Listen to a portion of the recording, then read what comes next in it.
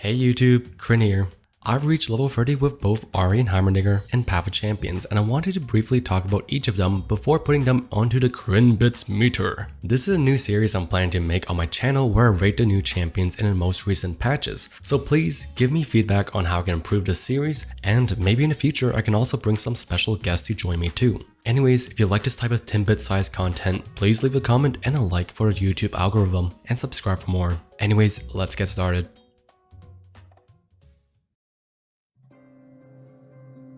Before we begin reviewing the new champions, I want to talk about the new world adventures with Yasuo. I like it. It's challenging, the fights are fair, and it's a great addition to the game. The stun node is controversial, but I like how it changes your approach to adventure. Now, the weird thing I want to say is, I wouldn't call it harder than Brilliant Soul, but I wouldn't call it easier either. The A Soul adventure is simple until you reach the final battle. On the other hand, throughout the whole adventure, Yasuo is a balance between, yeah, I can probably do this, and how is this even fair? Which is a good thing, it's doable but tricky. Ashe is a great and challenging mini-boss, and Yasuo is a piece of cake. Just play normally and I'm gonna hurt you. Stun me again, I dare you. I got something just for that and you're gonna feel really silly.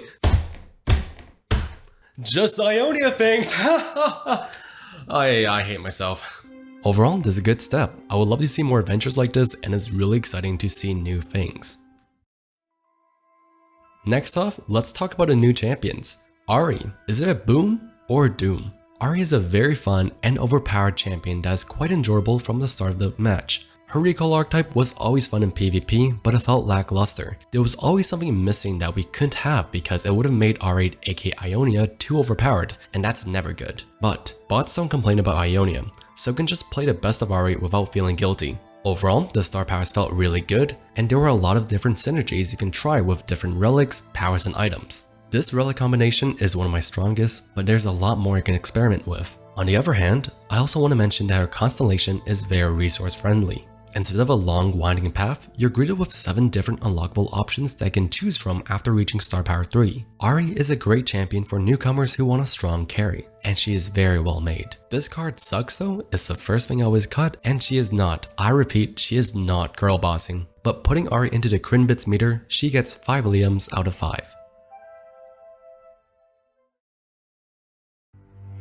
Next off, boom or doom? Time for the Heimmeister. Unlike Ahri, who shows her strength right at the start of the match, Heimerdinger slowly pops off after reaching round 5. While he doesn't have many diverse relic combinations, Chemtech Duplicator is a must on Heimerdinger as it synergizes with nearly everything in his kit. It procs Heimerdinger's card effect, works well with the spell Flash of Brilliance to receive 2 spells instead of 1, and count towards his star power, which will essentially double the amount of upgrades your tech allies receive. The pure and utter randomness of his upgrades also encapsulate the Bandle City identity. You could high roll and receive something like plus 100 attack to all your tech, or something as horrible as giving all of your tech formidable even though 80% of the upgrades boost their attack. Heimer is a fun, silly little guy who is great for players who want to have a balanced but not too overpowered control experience, where they'll be focusing on surviving until Heimer is summoned, and then they'll be playing Resident Evil 4 inventory management with their hand for the rest of the match. My relics I'm having fun with are the Chemtech Duplicator to unleash your inner Heimer,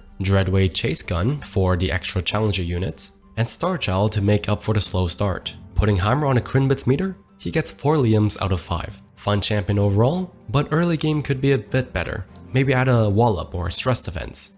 But yeah, that's my scoring for the new champions. This patch was very fun to play, and I hope they keep up the great work. What do you all think of the new champions that came to Path of Champions, and who do you want to see next? For me, I would love to see Nocturne with Gloom. Please, Rito. Anyways, I'm Krin, don't do illegal, don't play Yu-Gi-Oh! Alright, peace.